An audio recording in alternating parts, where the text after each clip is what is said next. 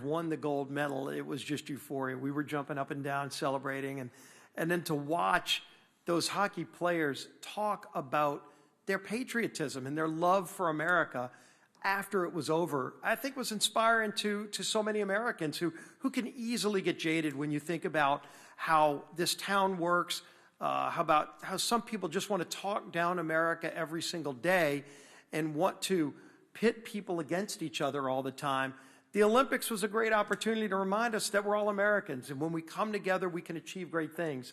And that hockey team did achieve great things, and we're going to see them, and we're going to celebrate them tonight.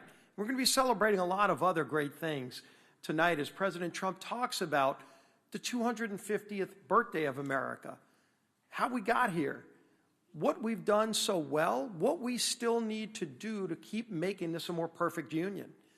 And look, the State of the Union is getting stronger, but make no mistake, when President Trump took office, this economy was on its knees after years of Democrat control, bringing record inflation, record interest rates. You saw energy prices through the roof, more than $5 a gallon in most places.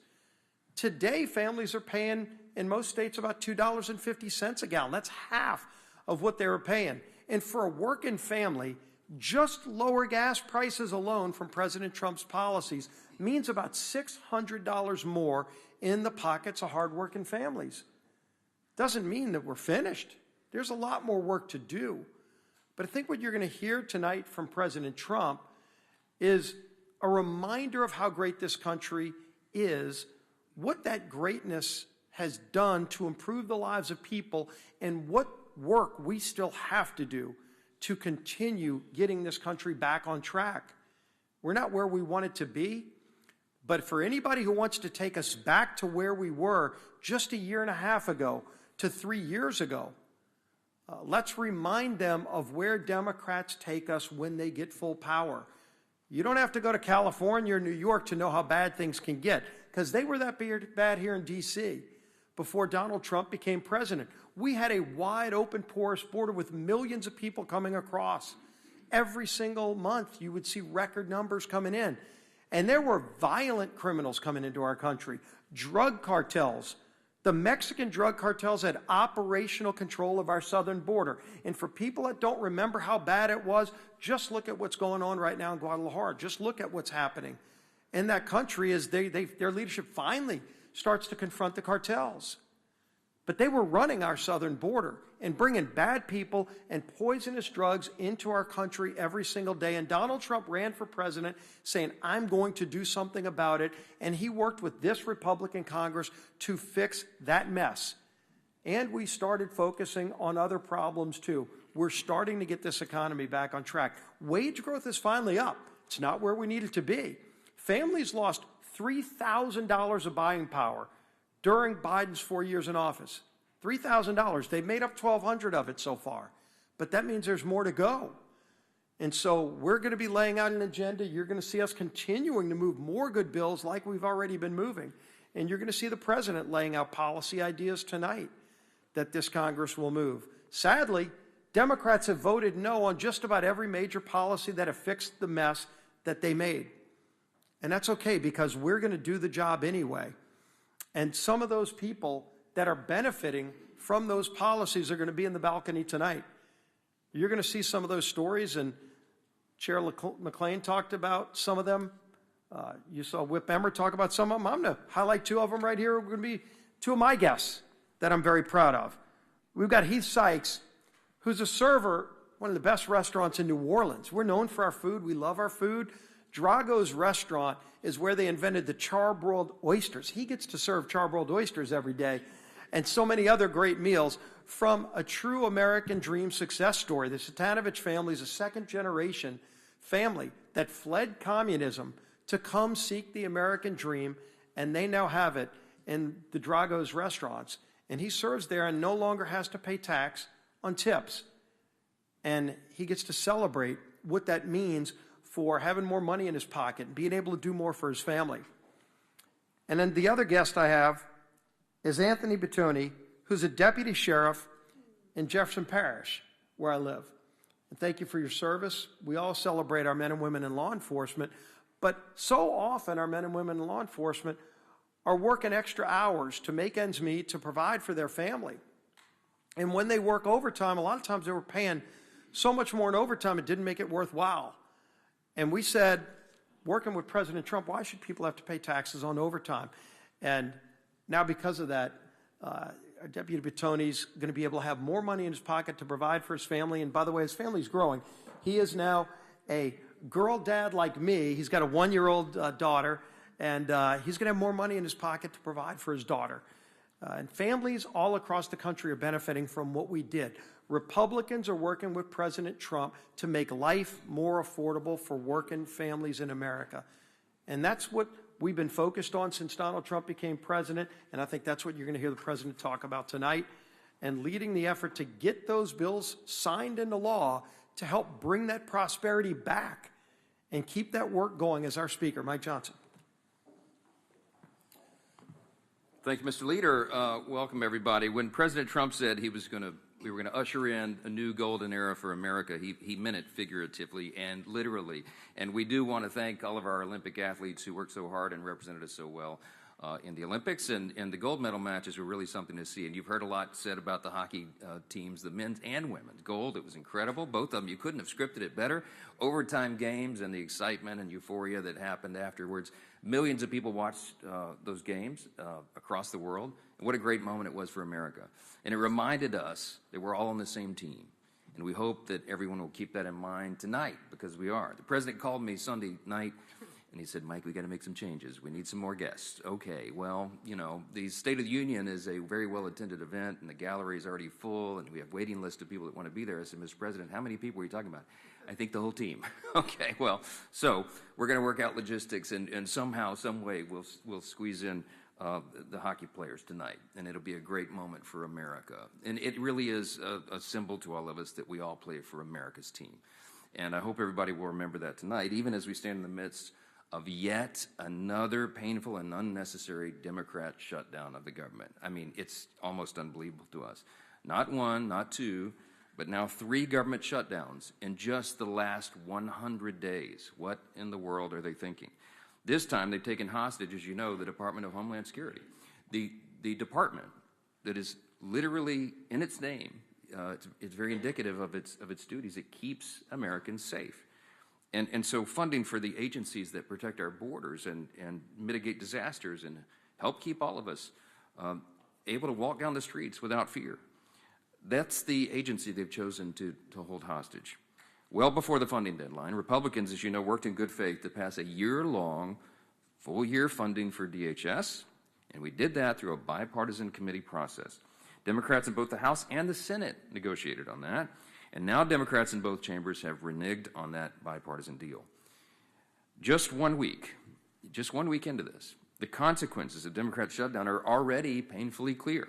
Look at FEMA. Their operations are really important right now. If they haven't noticed, we have an historic season of winter storms slamming the East Coast, even as we speak, in the northern parts. TSA is having to make difficult resource decisions, as you've seen, and agents working another week without pay. Some of those are high-stress positions. It's not right. It's not fair. The Secret Service, as you know, is charged among its other duties of protecting the president. And yet another armed attempt was made on his life just this weekend. This is not a game. I don't need to remind anybody. 2026 is an historic year for our country, and it'll be a great year of celebration. It'll be part of the big golden era, the 250th celebration, our birthday. But you're going to have, during the year, tens of millions of guests. We're hosting the FIFA World Cup in 11 cities around America. We have festivals and tournaments and so many highly attended, high-profile events around the country. Obviously, we need the protection of a fully funded Department of Homeland Security. We shouldn't even have to say that. This gambit that Democrats are involved in is as foolish as it is dangerous. They cannot hold up that critical funding any longer. There is planning that's required for these events. There's all sorts of logistics involved and personnel as well. And it's time for Democrats to do their job before they risk the literal lives of the American people any further. Now, tonight, the president will deliver his State of the Union, and he said, as a preview, it may be a little long because there's a lot to talk about. There's a lot of wins to tout, and he's excited to do that. I'm honored to have with me one of my several guests, Trotter Hunt, who's standing here next to me. He's from Ruston, Louisiana, in my district. His business, like so many American businesses and some of the others represented here this morning, is already benefiting from our historic, big, beautiful working families tax cut. And certainty that he gets from this is what our pro-business tax cuts and incentives have delivered. And that's very helpful for everybody. We're grateful to Trotter for making the trip, and I'm honored to host him in the chamber tonight. So thank you for being here and bringing your beautiful wife and representing our district so well. This evening, the entire country will hear an update on the full scope of President Trump's transformational and historic first year back in office. The results speak for themselves. Why does he have so much to talk about? Because inflation's down, wages are up, investment is booming, the GDP is exceeding every expectation. Democrats, meanwhile, are going to host, count them, 5 separate counter events, rallies of some sort, they call them, in lieu of tonight's address. For all of these theatrics, it doesn't matter how many little gatherings they have or where they stand or how high the volume is on the microphones. They have nothing to offer, nothing but their TDS agenda, the Trump derangement syndrome, and it's on full display. All they can say, all they can tell you about is how they oppose President Trump and thwart his agenda and shut down the government and protest everything from the president's joint address to basic immigration enforcement. And they obstruct any meaningful progress for the sake of obstruction. It's the same tired playbook that they've run for a decade now. It's shameful that they would boycott an address. We don't do that. Republicans don't do that. It doesn't matter if there's a president from the opposing party. We don't skip out. Our constituents want and need us to be here. Every member of this House represents over 750,000 people. They're disenfranchised if you're not sitting in the seat to be a part of the role and the responsibility of Congress. I think it's shameful. Republicans have a far simpler and far superior message for Americans watching at home. We're putting more money back in your pockets. We're restoring peace through strength. We're defending our border and deporting criminal illegal aliens. We're standing up for American industry and manufacturing. And we're making American workers, not foreign countries, the clear winners in this American economy. Those are not talking points. That is what we have delivered. It's called Republican results, and we are proud to run on that message in this fateful midterm election year. So tonight, President Trump will demonstrate that Republicans are the only team working seriously to bring common sense back to our broken system. It's promises made, promises kept. And he's working, and we're all working together to make the country stronger, safer, and more affordable, and more prosperous for all Americans. And many of them will be represented in that big, beautiful gallery tonight. The American people will see that reflected this evening and in the months ahead as we press forward on all of those promises and so much more. We're excited. This is a great time for America. Take a few questions. Yes, sir. Speaker. Becker. Yeah, I just wanted to ask you and Representative Chris Smith have invited Jimmy Lai's daughter, Claire. Jimmy, of course, is a Catholic who is being held in China for his religious and democracy views. Yeah. Why was it so important to invite her, and what do you hope she gets out of it? Well, it's a very important symbol of America's principles and what we've been advocating for around the globe. When I gave my address to the British Parliament just several weeks ago, I mentioned Jimmy Lai in that address as well. He's a British citizen, actually, but he's been detained in China for just simply engaging in free speech. We need to send a message to the Chinese Communist Party, the Marxists, and all those who believe in this communist idea that you can shut down, censor, and silence opposing viewpoints. That's not consistent with basic human rights. And America has always been a bulwark to stand for those liberties, and I think having his daughter here tonight is I hope it'll be a poignant symbol to everybody around the world that America is the great superpower because we stand for basic human rights, our inalienable rights that we celebrate on the 250th anniversary of the greatest nation in the history of the world. Think of it, we're the only country, I sound like President Trump, think of it. We're the only country in the world that was founded upon the idea that our rights come from God, our Creator, and not from the government. And the profound impact of that, the implications of that truth, is what has led us down the path to be the most free, most successful, most powerful, most benevolent nation in the whole history of the world. The communists and the Marxists have a totally different view. Their worldview begins with the premise that there is no God. And so if there is no God and there is no Creator who gives you your inalienable rights, they are very much alienable and they can be taken away from you. If the government is powerful enough to give you all your rights, the government can take them away. We stand in direct opposition to that. And I'm excited the President and all of us will be standing tonight in the rostrum right above us with the national motto, "In God We Trust." That's America, man. It's as good as the gold that the hockey team won. And I hope we put that on display tonight with all of our guests as well. Yes, sir. Last question. Speaking of some of the guests that are going to be in attendance tonight, some of the justices on the Supreme Court are sitting in the front row. President Trump, following the tariff ruling, referred to some of the justices as a disgrace, said that they support what actors. Do you expect the president to address the justices directly tonight, and would you caution him against making sort of accusations he can make against this? I'm not sure the content of the speech, but I expect it'll be a positive, affirming statement about all the things that we have accomplished together and all the plans we have going forward. The president, of course, was frustrated about the Supreme Court decision, but we're sorting out the fallout from that, what it means for us. But I think tonight's going to be a great celebration of America and all that we've achieved together, so we're looking forward to that. Thank you all so much. Thank you.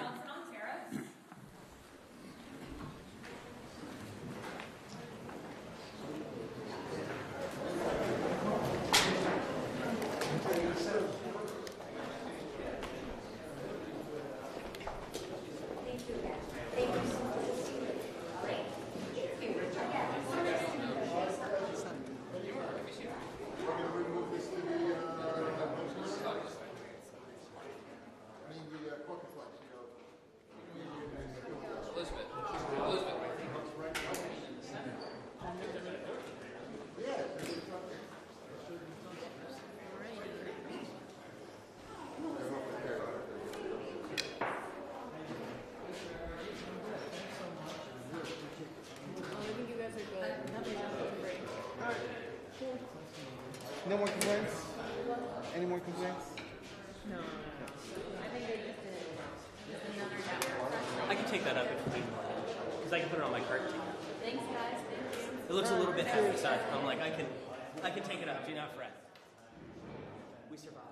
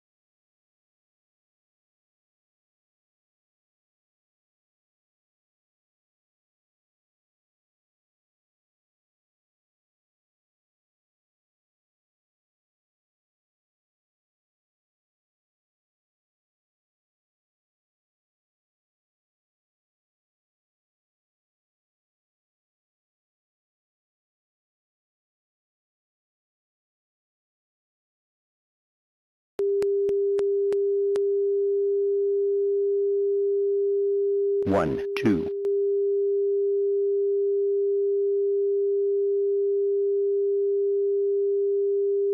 1, 2.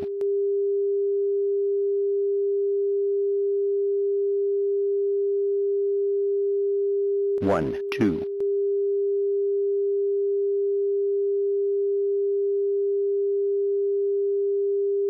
1, 2.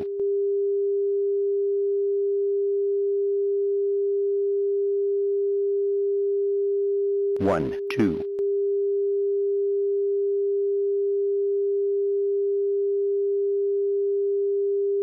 1, 2.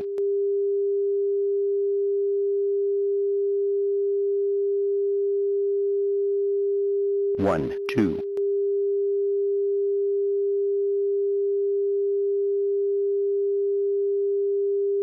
1, 2.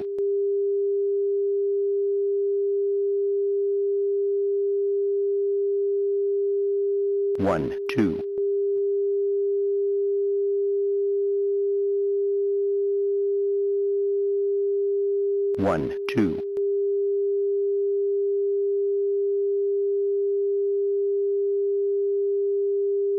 1, 2.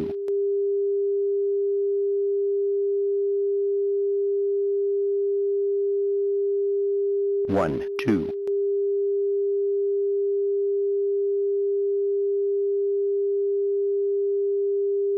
1, 2.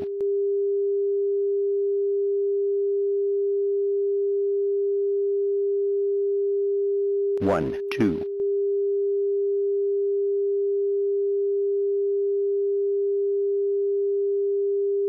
1, 2.